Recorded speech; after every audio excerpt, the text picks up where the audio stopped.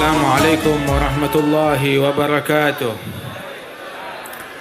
Alhamdulillah wassalatu wassalamu ala sayyidina Rasulillah Sayyidina Muhammad bin Abdullah wa ala alihi wa sahbihi wa mawalah. Ma ba'd, kita bersyukur kepada Allah Subhanahu wa taala pada malam hari ini bersama-sama kita berkumpul di tempat ini dalam rangka Maulid Nabi besar Muhammad sallallahu alaihi wasallam dan peresmian Masjid Hasan Sya'rani. Mudah-mudahan Allah Subhanahu wa taala berikan keberkahan di dalam acara yang diadakan ini, peresmian masjid, kemudian juga RW yang melaksanakan Maulid Nabi besar Muhammad sallallahu alaihi wasallam bersama Majelis Darul Hikmah.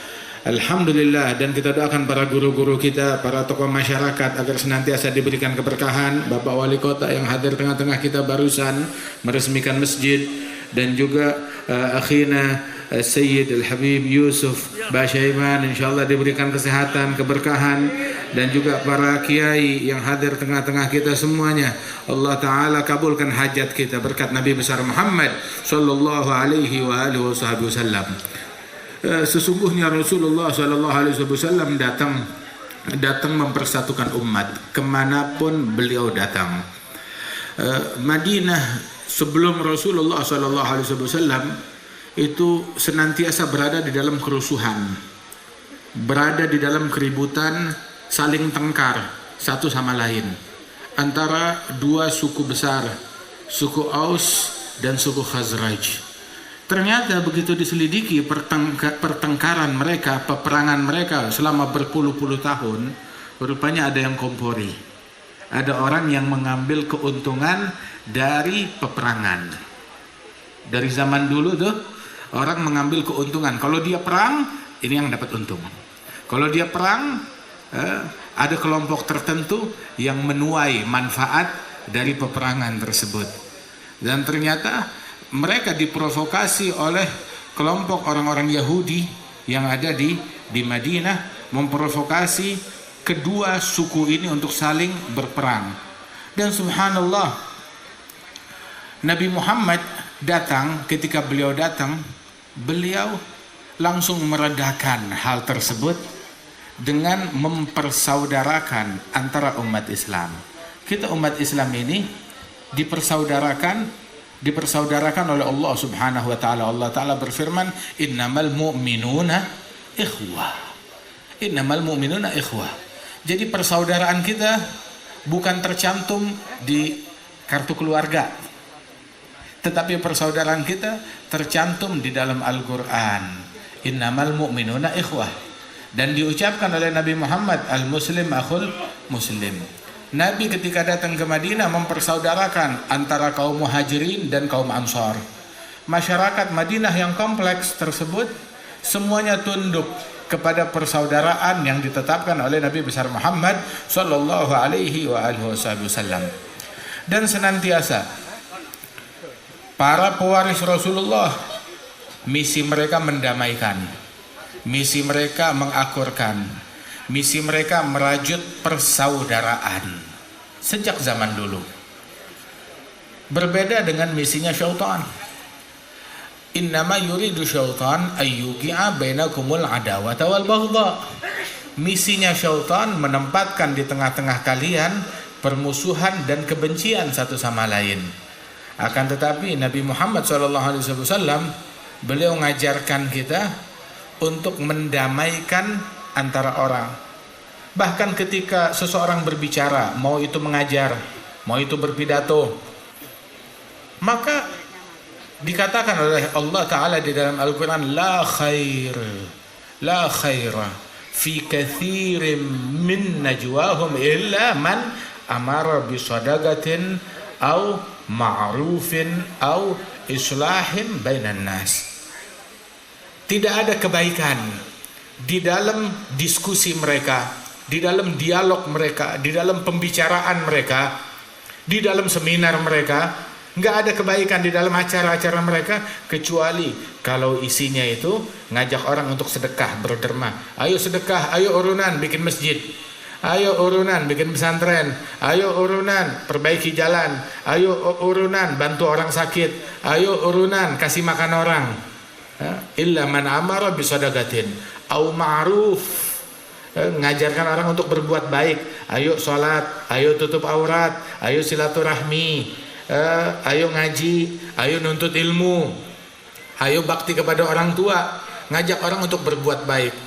Au islah bainan nas, mendamaikan antara manusia, antara dua manusia yang saling berselisih, antara dua manusia yang saling ribut, yang renggang hubungannya dirakatkan lagi, dirajut lagi, didamaikan lagi. Ini perintah dari Allah Ta'ala. Lain daripada tiga hal ini, ceramahnya tidak mengandung kebaikan. Lain daripada tiga hal ini nggak ada baiknya, kecuali kalau di dalamnya ada terkandung salah satu atau ketiga perkara ini. Ngajak orang untuk sedekah, ngajak orang berbuat baik, ngajak orang untuk akur, untuk damai, mendamaikan, islah bainan nas. Barang siapa yang melakukan itu semata-mata berharap kepada Allah Subhanahu wa taala, fasanutihi ajran 'azima. Allah akan memberikan kepada orang tersebut pahala yang teramat besar. Dalam sebuah athar diriwayatkan, man aslaha baina thnain mutakhasimain a'tahu Allah ajra 30 hajjah mutagabbalah. Barang siapa yang mendamaikan, mengakurkan antara dua orang yang berselisih, dua orang yang berkelahi, dua orang yang ribut, dia damaikan antara dua orang ini, maka diberikan oleh Allah Ta'ala, juru damai ini diberikan oleh Allah Ta'ala pahala seperti pahala 30 haji yang diterima oleh Allah Ta'ala. Di sini ada gak yang udah pernah haji 30 kali? Masya Allah, Alhamdulillah. Artinya orang tuh mau pergi haji 30 kali sulit mau pergi haji 30 kali. Subhanallah, sangat sulit. Satu aja kita setengah mati. Alhamdulillah, satu aja setengah mati. Ini sekarang kalau daftar haji sekarang berangkatnya kapan? 20 tahun lagi. Masya Allah. Di sebagian tempat 30 tahun, sebagian tempat 40 tahun. Subhanallah. Jadi sekarang kalau mau daftar haji, dari lahir, begitu anak lahir langsung daftarkan haji. Ntar kapan dipanggilnya gampang, insya Allah dimudahkan. Alhasil mau satu aja susah. Itu disebutkan yang mendamaikan dua orang yang berselisih diberikan pahala 30 haji mutagabbalah yang diterima oleh Allah Ta'ala. Alhamdulillah. Damaikan orang, akurkan orang. Ciri para wali-wali, para salihin, disebutkan gaumun kiramus sajaya aynama nazalu yabgal makanu ala atharihim atira. Mereka adalah orang-orang yang perangainya luhur. Kemanapun mereka pergi, maka tempat menjadi harum dengan keberadaan mereka, menjadi akur, menjadi damai dengan keberadaan mereka. Pewaris Nabi nggak ngajarin orang berprasangka buruk. Itu bukan pewaris Nabi, itu pewaris setan. Yang ngajarin prasangka buruk setan, bukan Nabi Muhammad, bukan ulama. Inna ba'dadh-dhanni ithmun. Sebagian dari prasangka, sedikit dari prasangka dosa. Sedikit, bagaimana kalau banyak? Dan kalau dilarang kita melakukan hal-hal yang bisa merenggangkan hubungan antara masyarakat, prasangka buruk. Kemudian tajassus, wala tajassasu, jangan saling memata-matai, mencari-cari kekurangan orang, mencari-cari kesalahan orang lain. Jangan. Mau itu kesalahannya tetangga ataupun kesalahannya pejabat dicari-cari. Lo memangnya kalau pejabat mentang-mentang dia jadi pejabat terus halal digosipin? Mentang-mentang dia jadi pejabat terus halal dicari kesalahannya? Enggak. Mencari-cari kesalahan orang lain haram, dan itu sifatnya munafikin. Wala tajassasu, jangan tajassus, memata-matai, mencari-cari kesalahan orang lain.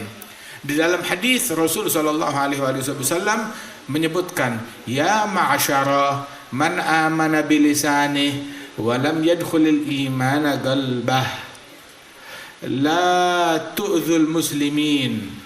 Dalam riwayat la taghtabul muslimin wa la tattabi'u auratihim fa inna man tatabba'a aurata akhihi tatabba'a Allah auratahu yaumal qiyamah wa man tatabba'a Allah auratah yafdahuhu wa in kana fi jawfi baitih. Wahai orang yang beriman hanya dengan lidahnya tapi iman belum masuk dalam hatinya, ini cirinya munafik. Apa cirinya orang beriman dengan mulut tapi iman belum masuk ke dalam hati? Apa cirinya? Awas, ini cirinya orang munafik. Katanya salah satunya itu adalah la tu'dzul muslimin, jangan mengganggu muslimin, jangan gangguin orang, jangan ganggu orang dengan mulut kita, jangan ganggu orang dengan tangan kita, jangan ganggu orang dengan hati kita. La tu'dzul muslimin. Dalam riwayat la taghtabul muslimin, jangan mengumpat, ngomongin, ngegosipin orang Islam. Muslim haram, kullu muslim ala muslim haram damuhu wa maluhu wa irduh. Tiap muslim haram menodai muslim lain, menodai darahnya, menodai kehormatannya dengan digosipin, dicaci, dimaki dan prasangka buruk, dan haram untuk dinodai hartanya, diambil. Haram, kata Rasulullah sallallahu alaihi wasallam. Nabi bilang la tu'dzul muslimin la taghtabul muslimin wa la tattabi'u auratihim. Jangan membicarakan keburukan muslim lain dan jangan juga kalian mencari-cari aurat dan kekurangan dan kesalahan mereka. Sebab yang mencari-cari aib dan kekurangan muslim lain, maka Allah akan cari kekurangan orang tersebut. Dan kalau Allah yang cari, pasti ketemu. Dan kalau sudah ketemu, Allah akan mempermalukan orang itu walaupun dia sembunyi di dalam rumahnya sendiri. Islam nggak ngajarin kita untuk ngorek kekurangan orang lain, mencari kekurangan orang lain. Ada orang bikin 10 kekurangan pejabat ini, 50 kekurangan pejabat itu, 50 kekurangan ustadz ini dan itu. Andaikan dia buat itu buat dirinya sendiri dan dia perbaiki, dia sebutkan 50 kekurangan dirinya dan dia perbaiki, dia mungkin sekarang udah jadi wali besar. Tapi sibuknya sama aibnya orang. Itu dikatakan bahwasanya idza ahabballahu 'abdan bassarahu bi'uyubi nafsihi wa syaghalahu biha.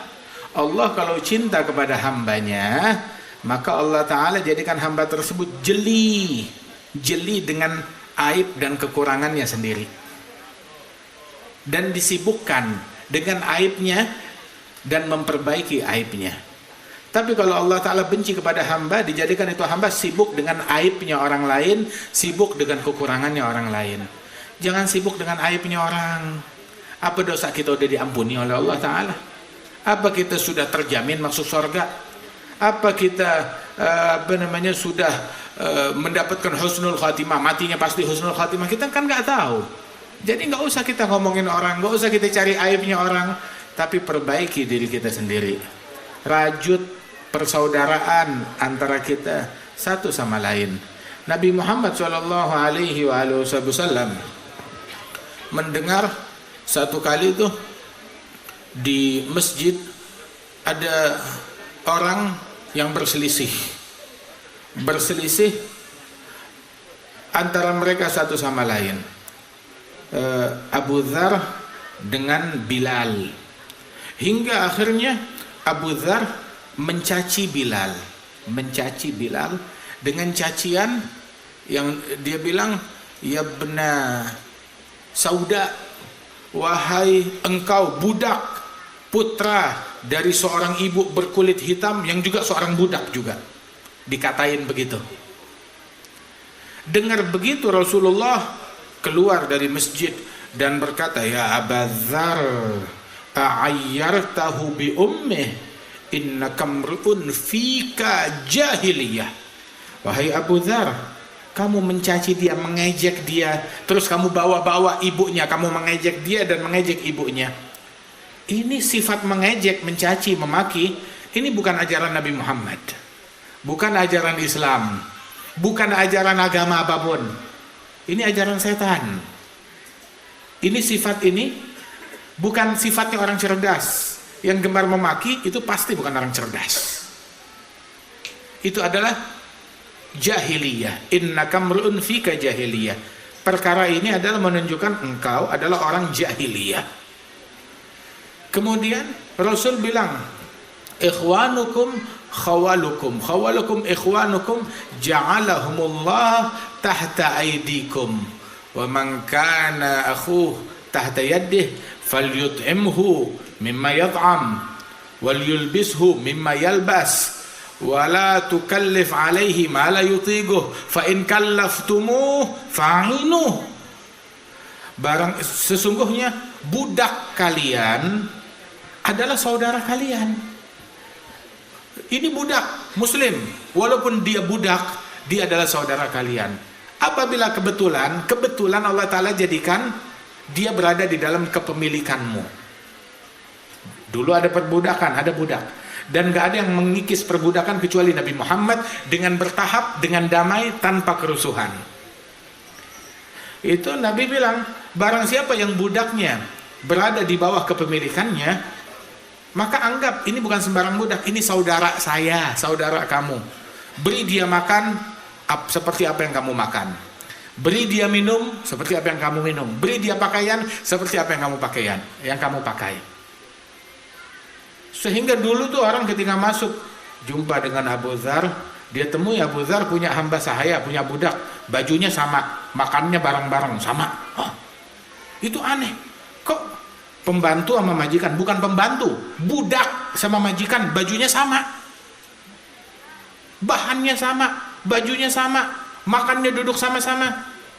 Bilang, iya pesan dari Rasulullah, ini saudara saya, kata Abu Dzar. Kemudian Abu Dzar dengar begitu bertaubat, astagfirullah, dia minta maaf, Bilal maafin saya, saya khilaf. Bilal bilang, iya saya maafkan sudah. Tapi Abu Dzar bilang, nggak cukup maaf dari kamu.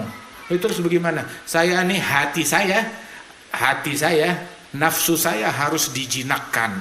Kenapa? Sebab masih ada kesombongan, nganggap ini lebih rendah, ini lebih hina, saya lebih mulia. Ini nafsu ini lebih dahsyat dari syaitan, mesti dijinakkan.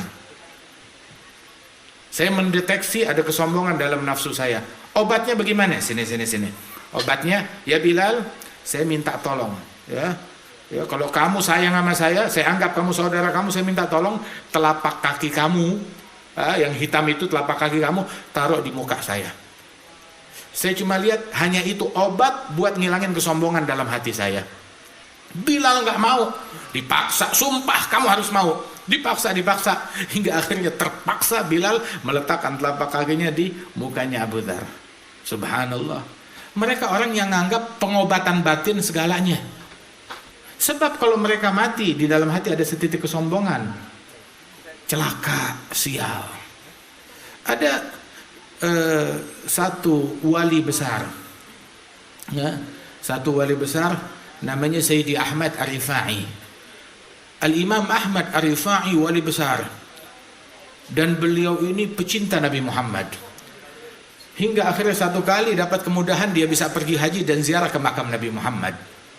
Dan dia bawa rombongan bersama dia yang dia biayai, berziarah ke hadapan Nabi Muhammad. Tatkala ziarah ke makam Rasulullah, di hadapan makam Rasulullah, dia berbicara kepada Nabi seperti berbicara kepada orang hidup. Sebab Nabi bilang dalam hadis, man zarani maitan faka'annama zarani hayyan. Yang ziarah kepadaku setelah aku wafat sama seperti datang kepadaku saat aku masih hidup. Nabi juga bilang, al-anbiya ahya fi quburihim yusallun. Para nabi-nabi hidup di dalam kuburan mereka, mereka sholat, mereka berdoa. Nabi bilang, hayati khairul lakum, mamati khairul lakum. Hidupku baik buat kalian, matiku baik buat kalian. Loh, hidup baik, ya bisa berbicara, bisa duduk sama Nabi. Tapi wafatku pun juga baik buat kalian. Kenapa? Amalan kalian disampaikan laporannya kepadaku. Kalau aku dapati baik, aku bersyukur kepada Allah. Aku dapati lain daripada yang baik, maka aku beristighfar kepada Allah untuk kalian, kata Rasulullah sallallahu alaihi wasallam. Ma min muslimin yusallim alayya fi qabri ila raddallahu alayya ruhi li arudda alaihi salam hatta arudda alaihi salam. Tidak ada satu orang pun memberi salam kepadaku setelah aku wafat, melainkan Allah Ta'ala kembalikan ruhku ke dalam tubuhku hingga aku menjawab salam orang tersebut. Kita ngasih salam tadi, ya Nabi salam alaika, dijawab oleh Rasulullah, didengar oleh Rasulullah, dan dijawab oleh Rasulullah sallallahu alaihi wasallam. Dijawab salam kita oleh Nabi Muhammad.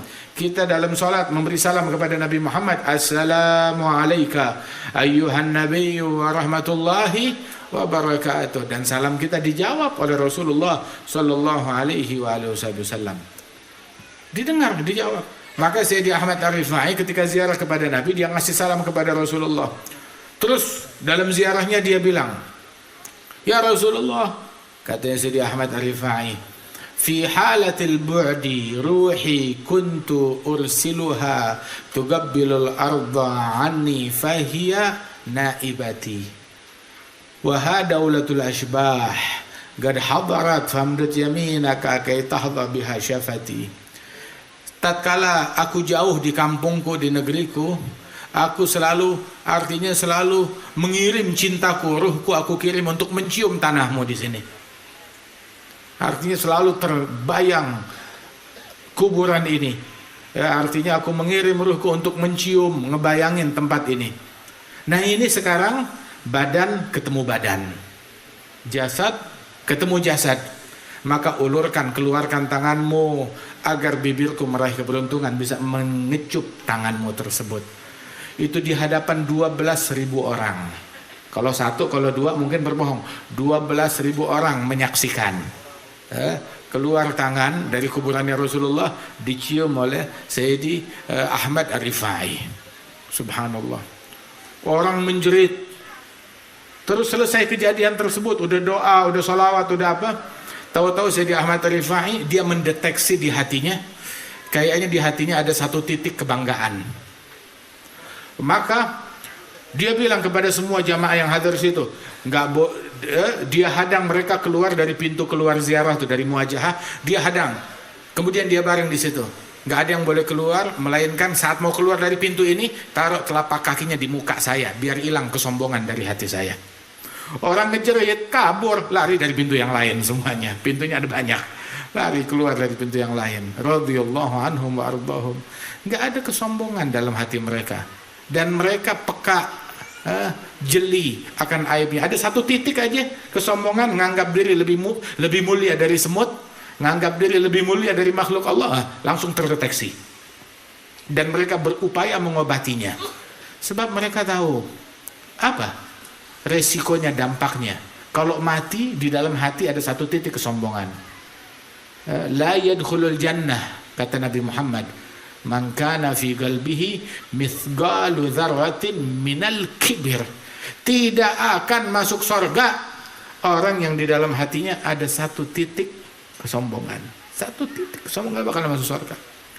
Sayyidina Uwais Al-Qarni, itu beliau bilang, Uwais Al-Qarni, dia lagi makan di pinggiran tong sampah, nyari makanan yang masih bersih, dia makan. Di tepi yang lain, di tepi tong sampah yang lain itu, di tepi gundukan sampah, ada anjing juga lagi cari makanan. Tahu-tahu anjing itu menggonggong dia. Uwais Al-Qarni bilang, anta kul mimma yaliku, ana akul mimma yalini. Kamu wahai anjing makan bagian kamu, saya makan bagian saya. Saya tidak akan merebut. Ini kekuasaan saya. Kamu anjing, minggir. Enggak. Saya menghargai kamu, kamu makan bagian kamu, saya nggak bakal ganggu.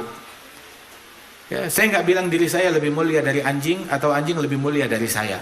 Saya superior, lebih mulia dari, enggak, saya nggak bilang begitu. Mulia atau enggak nanti di akhirat. Beliau bilang, kata Uwais Al-Qarni, in juztu sirat fa ana khairu mink wa illam ajuz sirat fa anta khairu minni. Kalau saya lolos ngelewati sirat, jembatan yang membentang di atas neraka jahanam, kalau saya lolos berarti saya lebih mulia dari anjing. Tapi kalau saya gagal, saya masuk neraka, gagal masuk surga, maka anjing lebih mulia dari saya. Subhanallah. Mereka nggak nganggap diri lebih mulia dari anjing, apalagi dari manusia lain. Dulu guru saya selalu bilang nih, kita kalau lagi ngumpul majelis, dia tanya, tahu gak di majelis ini siapa orang yang paling mulia? Apa yang hartanya paling banyak? Apa yang mobilnya paling bagus? Apa yang rumahnya paling megah? Apa yang di panggung? Siapa yang paling mulia?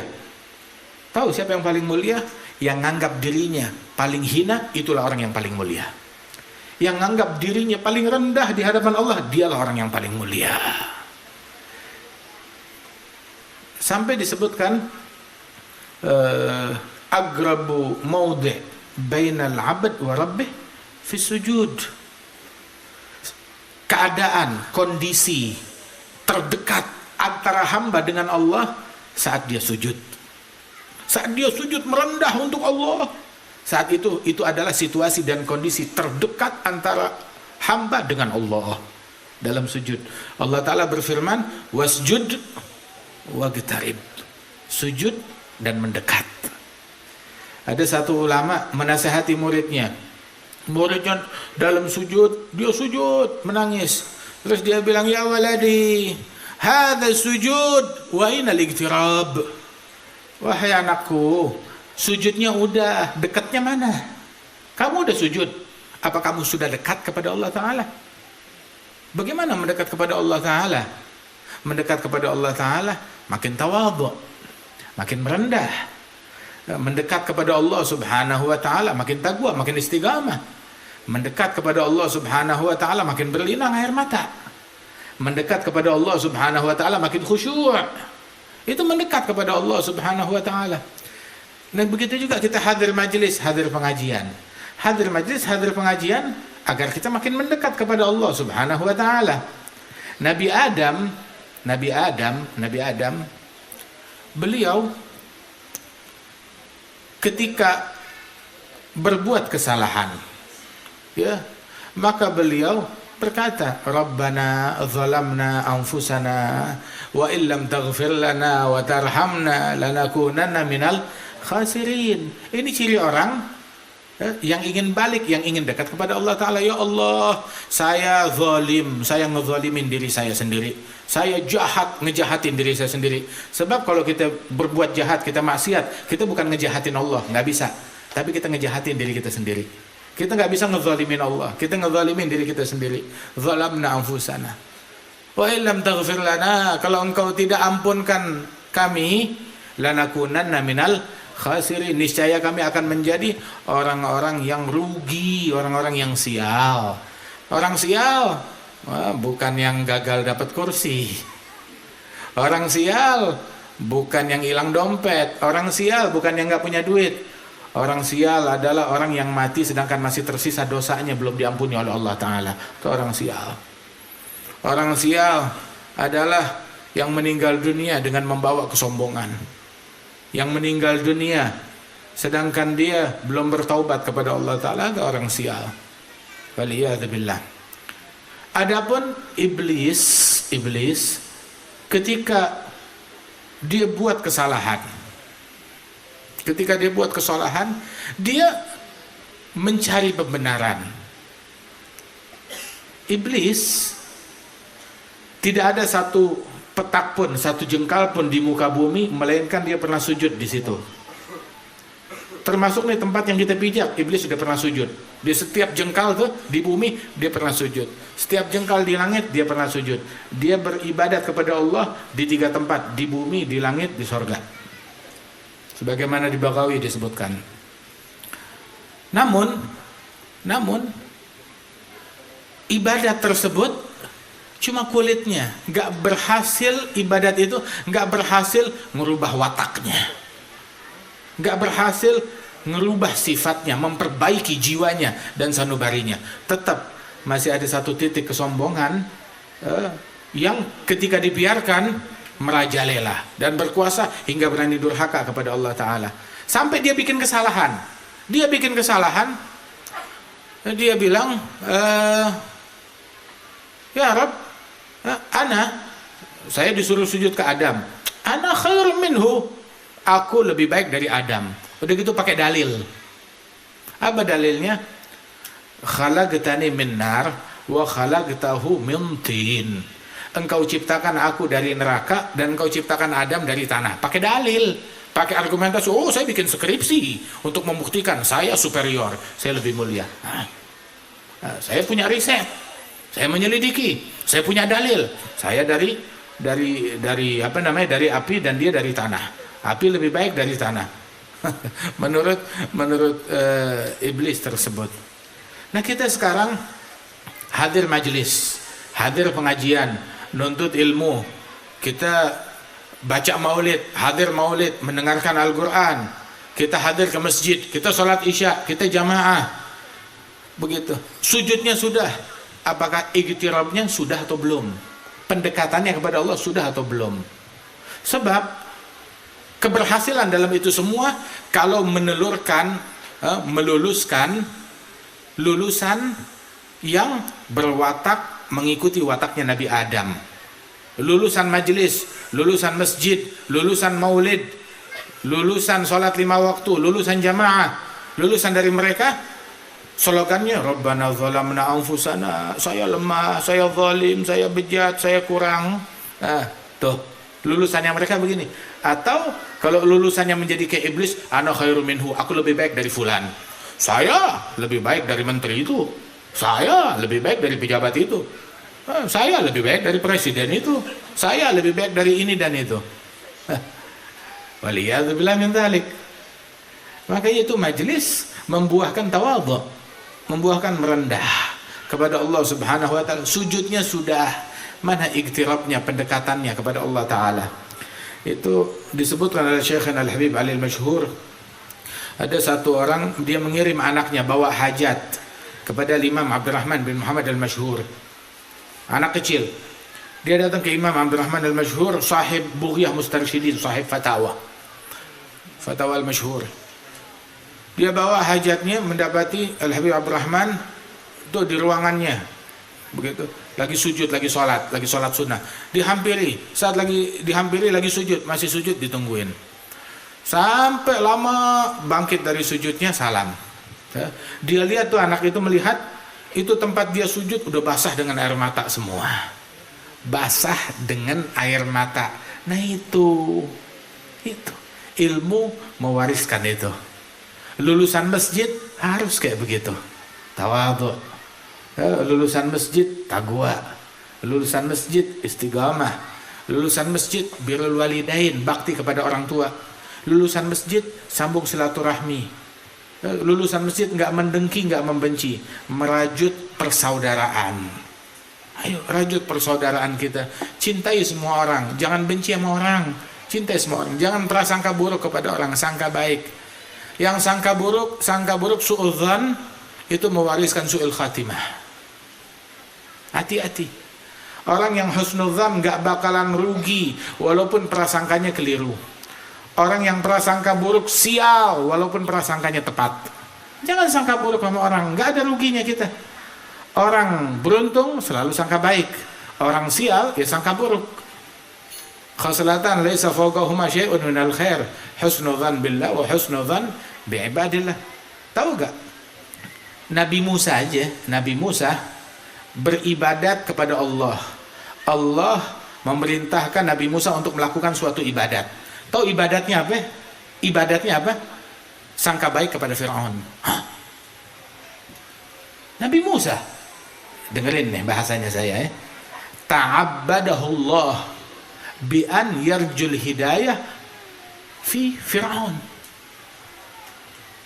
Allah mengganjar Nabi Musa dengan suatu pahala ibadat. Dan Nabi Musa beribadat kepada Allah, menyembah Allah dengan apa? Dengan berharap agar Fir'aun dapat hidayat. Harapan ini diganjar oleh Allah Ta'ala. Fir'aunnya sial, Musanya beruntung. Fir'aunnya sial, tapi Nabi Musanya beruntung. Sehingga dikatakan idhab ila Fir'aun innahu tagha faqul hal laka ila an tazakka wa ahdiyaka ila rabbika fatakhsha. Hampiri Fir'aun. Fir'aun sudah melewati batas, sudah melakukan kelaliman, kezaliman. Kayaknya nggak ada penjahat yang lebih jahat dari Fir'aun. Bayi aja dibantai, dibunuhi, disembelih, nggak ada dosanya bayi. Sudah dibunuhi semuanya. Kemudian diajarkan cara ngomong ke Fir'aun. Gini cara ngomong Fir'aun. Dia penjahat, dia tughyan yang dia lakukan, ngelewati batas. Orang kalau udah ngelewati batas, abisin aja. Tapi enggak. Allah Ta'ala udah bilang innahu tagha, tapi cara ngomong sama dia, ini ngomongnya dalam ayat yang lain, qula lahu qawlan layyina. Katakan kepada Fir'aun ucapan yang layyin, yang lembut, yang lunak kepada Fir'aun. Kalau ada orang yang pantas dikasarin, ya Fir'aun. Tapi Allah Ta'ala suruh bilang kepada Nabi Musa, bilang ke Fir'aun, qula lahu qawlan layyina la'allahu yatadzakkar aw yakhsha.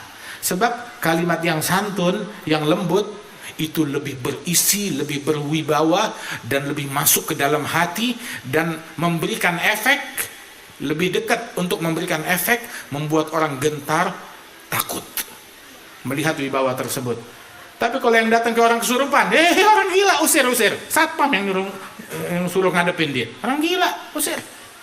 Tapi ketika orangnya bijaksana, begitu santun, begitu, itu lebih mengena ke mental seseorang. Sampai cara ngomong aja diajarin oleh Allah Ta'ala. Idhab ila fir'auna innahu tagha faqul hal laka ila an tazakka. Lihat gak hal laka, kenapa gak bilang ya Fir'aun tazakka, Fir'aun bersucilah kamu, tobat. Enggak, ngomongnya gini ngomongnya, hal laka, maukah engkau, kira-kira adakah peluang barangkali engkau ingin bersuci. Lihat bahasanya, santun banget. Hal laka ila an tazakka wa ahdiyaka ila rabbika fatakhsha. Aku tuntun engkau, aku mentori engkau, aku dampingi engkau menempuh jalan hidayat. Bukan ke saya, enggak, ke Allah. Dan engkau, agar engkau takut kepada Allah Ta'ala, mengenal kepada Allah Ta'ala. Sampai cara ngomong aja diajarin oleh Allah Subhanahu wa Ta'ala. Hebat memang. Ini Al-Quran, ma farratna fil kitabi min syai'. Enggak ada yang luput dari ajaran Allah, dari ajaran Rasul sallallahu alaihi wasallam. Ada satu orang datang ke Harun ar-Rasyid. Ya Harun, kata ulama ini, saya mau nasihatin kamu ya, tapi saya mau kasar. Terima. Kalau kamu nggak terima berarti kamu musuhnya ulama. Harun dengar begitu, Harun lebih cerdas memang. Harun ar-Rasyid bilang, kalau kamu mau ngomong kasar, nggak usah ngomong, diem, jangan nasihatin saya. Kenapa? Kamu nggak mau dinasihati? Bukan nggak mau dinasihati, Allah mengirim orang yang lebih baik dari kamu kepada orang, mengutus orang yang lebih baik dari kamu kepada orang yang lebih jahat dari saya. Dan Allah Ta'ala berpesan, qula lahu qawlan layyina. Allah mengirim Musa dan Harun, dan Musa dan Harun Nabi, Rasul lebih mulia dari kamu, kepada Fir'aun. Fir'aun lebih jahat dari saya. Saya ya memang orang jahat, tapi saya nggak ngebunuhin bayi. Dan Allah berpesan kepada Musa dan Harun, ucapan yang lunak, ucapan yang lembut, ucapan yang santun. Nah terus, dosa saya nggak lebih jahat dari Fir'aun, saya muslim, saya beriman. Fir'aun ngaku ana rabbukumul a'la, saya nyembah Allah.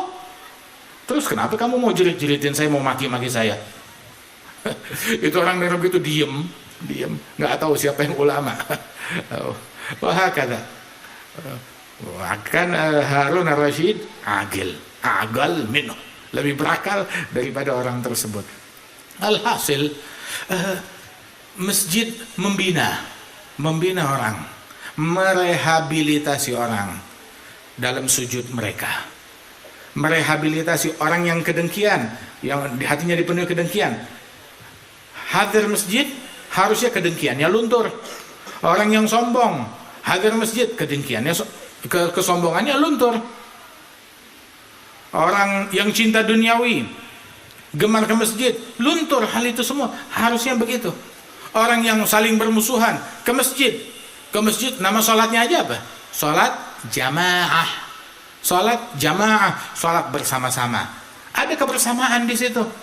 Nah orang kalau nggak menemukan kebersamaan dalam sholat, bagaimana dia punya kebersamaan dalam hal lain? Dalam hal terpenting aja dia nggak punya kebersamaan, yakni dalam sholat. Dan di dalam syariat, dalam Islam diatur Jumu'at, kebersamaan. Ada kebersamaan setiap sholat 5 waktu. Ada kebersamaan dalam sholat Jumat. Ada kebersamaan dalam salat Id. Ada kebersamaan akbar dalam haji. Itu kebersamaan. Subhanallah. Itu semuanya kebersamaan. Nah, karenanya itu, ayo sama-sama.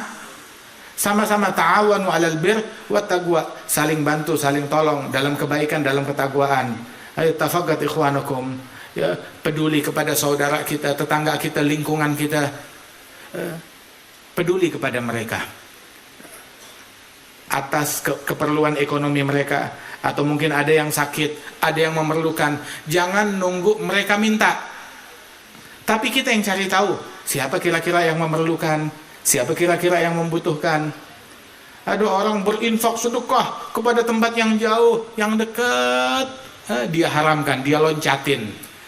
Al-muta'addi fi sadaqah kamani'iha. Orang yang ketika bersedekah atau berzakat dia loncat, muta'addi, dia loncat, maka sama seperti orang yang dosanya sama seperti orang yang tidak mau mengeluarkan zakat.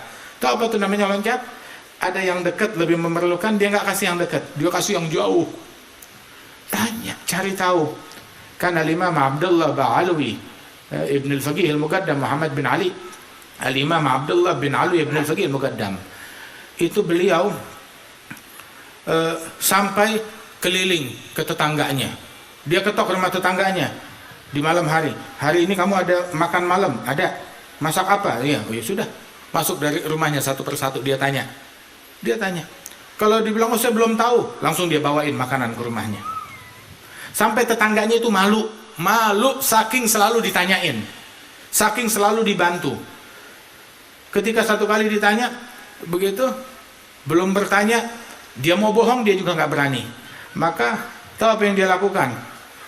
Kebetulan di rumah tetangganya nggak ada makanan, jadi dia masak, di penggorengan ditaruh pasir dan kerikil. Bunyi berisik, kreng. Imam Abdullah Ba'alwi baru mau nanya, dengar, wah ada asap, ada bunyi orang masak. Wah, alhamdulillah, berarti masak.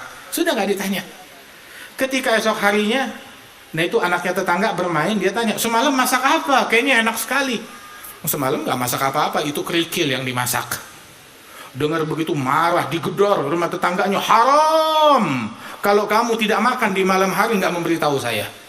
Nabi bilang dalam hadis, wallah la yu'min man bata syab'an wa jaruhu ila jambihi jaya'. Demi Allah tidak beriman orang tidur di malam hari dalam keadaan kenyang, tetangganya sebelah rumah kelaparan. Nggak beriman. Kata Rasul SAW, cari tahu lingkungan kita. Jangan nunggu dari orang lain. Jangan nunggu dari pemerintah. Jangan nungguin. Datang, alhamdulillah, nggak datang ya nggak apa-apa. Tapi antara kita satu sama lain, masa yang mau ditungguin pahalanya pemerintah aja? Dari kita, sesama kita. Ini kesempatan untuk meraih keuntungan yang terbesar. Itu terakhir waktu Nabi Ibrahim selesai merenovasi pembangunan Ka'bah, selesai ngebangun Ka'bah, itu Allah Ta'ala wahyukan kepada Nabi Ibrahim, ya Ibrahim, lugmah taj'aluha fi batin jai' khairun indi min bina'il Ka'bah. Wahai Ibrahim, satu suap makanan engkau letakkan di perut orang yang kelaparan, pahalanya lebih baik di sisiku daripada pahala membangun Ka'bah. Di sini kalau ada sumbangan, ayo sumbangan buat bangun Ka'bah. Wah, semua mau nyumbang. Kapan lagi? Tahu gak, ngasih makan orang sesuap makanan diberikan kepada orang yang kelaparan lebih baik bukan daripada menyumbang Ka'bah, membangun Ka'bah dari awal sampai akhir. Pembangunan Ka'bah bukan nyumbang satu batu atau nyumbang satu marmer atau nyumbang satu semen. Membangun Ka'bah dari awal sampai akhir itu dengan sesuap makanan kepada orang yang kelaparan lebih baik ngasih makan orang yang kelaparan. Satu suap, apalagi dua suap, apalagi kita bikin dia kenyang. Cari ridhonya Allah di situ. Di dalam kepedulian kita kepada sesama, lingkungan kita, masyarakat kita, jar, tetangga. Itu Nabi bilang, la yazal Jibril yusini bil jar hatta dhanantu annahu sayuwarithu. Saya senantiasa dipesankan oleh Jibril, tetangga diingetin. Sampai dia bilang, apa jangan-jangan kalau mati ini ahli warisnya, tetangga ikut mendapatkan warisan. Sampai begitu. Wah, kata. Nah itu peduli kepada tetangga. karena Rasulullah sallallahu alaihi wasallam. Mudah-mudahan Allah Ta'ala berikan berkah kepada kita sekalian. Majelis kita diberikan keberkahan oleh Allah Ta'ala. Masjid kita makin makmur, penuh dengan jamaah maghribnya, penuh dengan jamaah isya'nya, penuh juga dengan jamaah subuhnya, penuh juga dengan jamaah sholat 5 waktunya, dengan pengajiannya. Dan Allah Ta'ala jadikan insya Allah anak-anak kita gemar ke masjid, keluarga kita gemar ke masjid, turut memakmurkan masjid, menjadi mukmin sejati, orang-orang yang memakmurkan masjid tersebut. Amin ya rabbal alamin. Allahumma ighfir dhunubana wastur uyubana wakshif kurubana hassim munqalabana wa'afina wa'afu anna wajma'na binabiyina Muhammad sallallahu alaihi wasallam warbutna bihi rabtan la yanhal birahmatika ya arhamar rahimin wajudika ya ajwad al-ajwadin. Allahumma asli syu'un agar al-uyun warbutna bil amin al-ma'mun birahmatika ya man amruhu bainal kaf wan nun. Wa sallallahu ala sayyidina Muhammadin nabil ummi wa ala alihi wasallam wa akhiru da'wana alhamdulillahi rabbil alamin. Bismillahil Fatihah.